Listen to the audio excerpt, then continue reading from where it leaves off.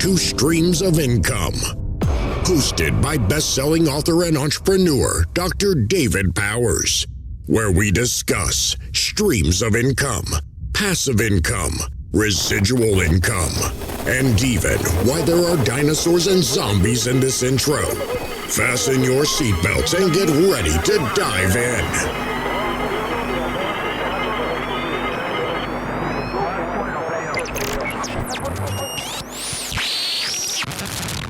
So I had the weirdest thing happen to me the other day. I got a package. That's not the weird part. I get packages all the time. And with the UGC videos that I do, and let's be honest, with this many people in this house, the rate of Amazon orders for us, the kids, my wife, me, the dog, we get a lot of packages. But this one was unique. The weird thing is the package that arrived, it was actually addressed to my son.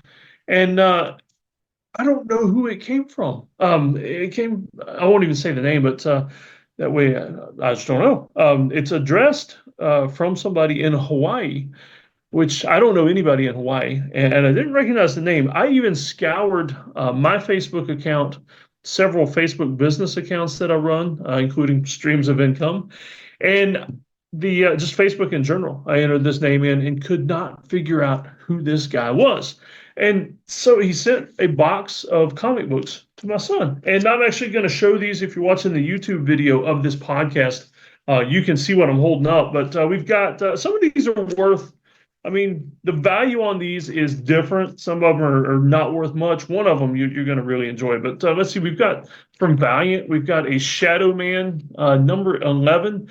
Now, you know, for those who are comic book nerds, the entire Valiant comic book company did not go over well. It may still be around. I know they tried to do a revival here a while back, but basically it's like B and C level compared to Marvel characters, Marvel and DC.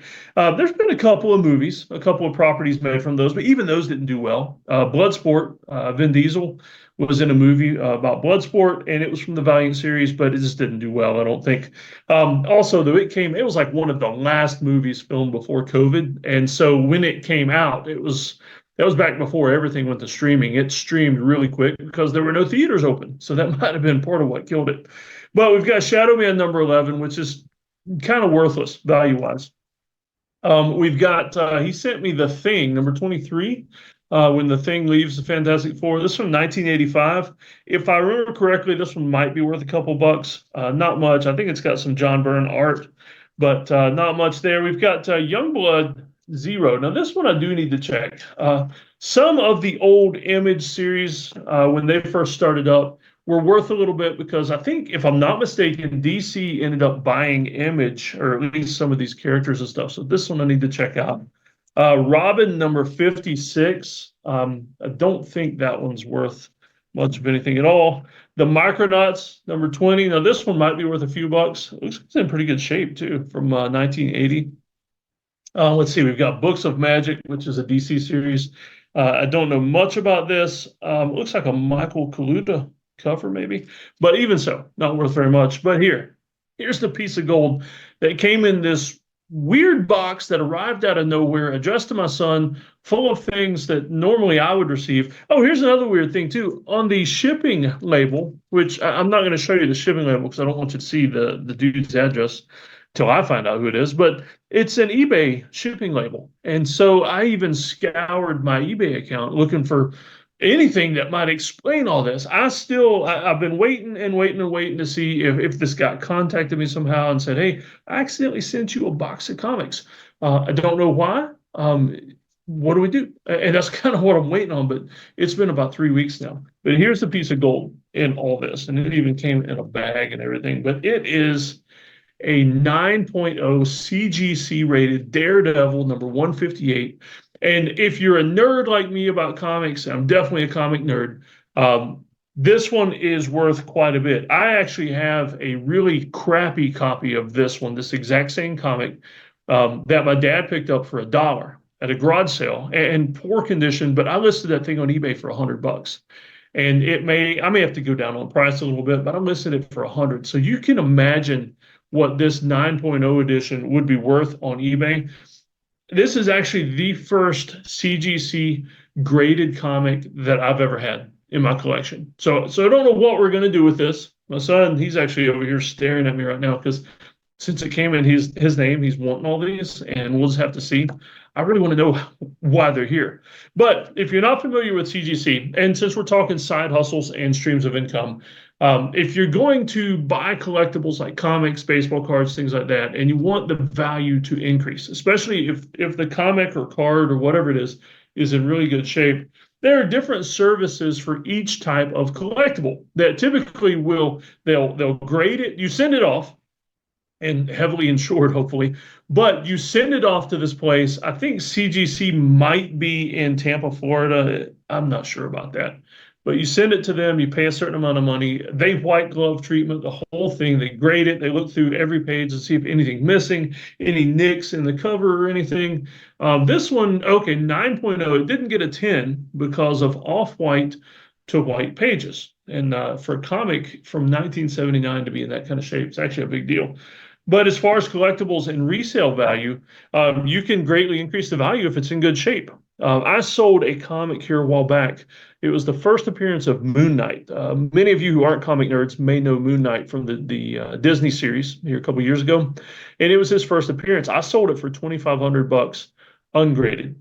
And so just a regular copy in a bag with a board, sold it for $2,500. If I had graded it, I was trying to get out of pay off a credit card at the time, so I didn't want to wait on the grading process, which takes a while.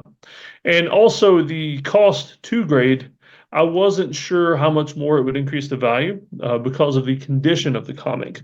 If I had had it graded, though, it would have sold for more irregardless. I just don't know if I would have recouped that value. Plus, I wanted the money faster. But if you've got comics or baseball cards, there's a service that does baseball cards. It's not CGC, it's a different one. But like I said, pretty much any collectible that you have, if you want to raise the value and then try to resell it, or just display it safer in your own collection, that's a great way to do it. And so I'm going to continue the mystery. I just thought I'd put it out here on this comic book related podcast edition and see if maybe the guy that sent this to us will get in touch. Maybe I'll find out somehow what this mystery is. For now, though, if nothing else happens, these comics are mine and my son's. We'll figure out what's going to go on there. I'm definitely not going to let him crack open this Daredevil edition, though. It's worth way too much, and it's sealed. And so we'll see what happens. Me and him may sell these on eBay. He's going to read some. I'll read some. We'll see what happens. But I hope you enjoy this section, and this is part of a larger comic book-related podcast, so I hope you enjoy the other parts as well. Oh, here's a little weird thing. I wanted to end this podcast with another video. This is well after I recorded the initial one. I finally found out where the comics came from. There was a little bit of a mix-up in the note and everything that was in the eBay package full of comics.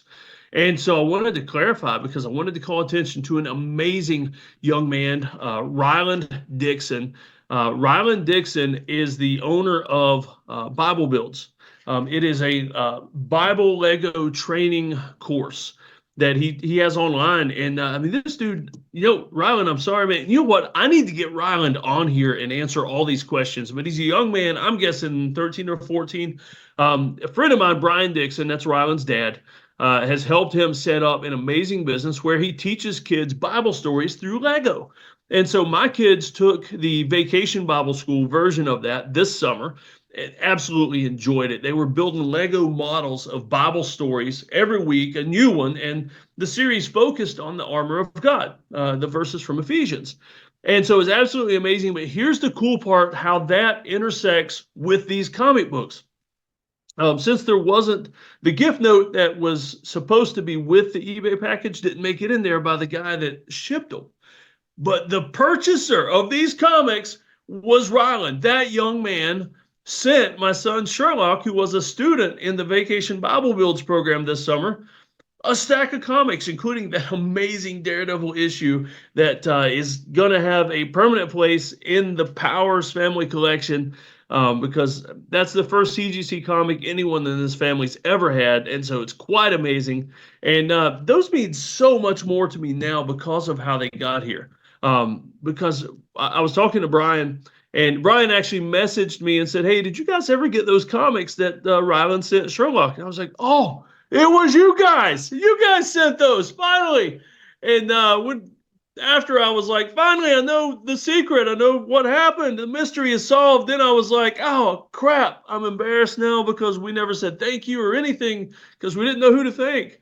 Now we do. Sherlock actually sent Ryland a video thanking him for that. It's pretty amazing. But here's the amazing part is that Brian told me that Ryland, he likes to bless one of his students each quarter. He randomly picks one of his students from the programs and blesses them from the profits that he makes in the program. I thought that was so amazing because you saw the comics I was showing you. That was not an inexpensive gift by any means. That was pretty amazing. It was the level of that gift was like one of those things that I might not have even bought myself because it was just so awesome. And I don't know what he paid for it. It had to be way up there, but he just wanted to bless one of his students with his profits and does this every quarter. I think it's every quarter. That's pretty amazing. So I wanted to tell you the end of the story. And so I'm going to throw his link into the show notes as well with this. And so check out Ryland. Sign your kids up. It's mostly for kids, but let's be honest, you adults that want to play with Legos too, I'm sure he won't mind. And so, maybe to get you and your kids playing Legos together, building Bible stories. And so check him out. I'm talking to Brian because I want to go visit them. They live not too far from me. I want to go visit them and do a live, a live podcast interview with Brian and Ryland and all the other entrepreneurs and their family, and just have them on video with me, not on one of these Zoom calls or anything else. So I just wanted you to know that the mystery is solved, and it ended up being solved with finding out that it's an amazing young man at the other end. I thought that was really awesome.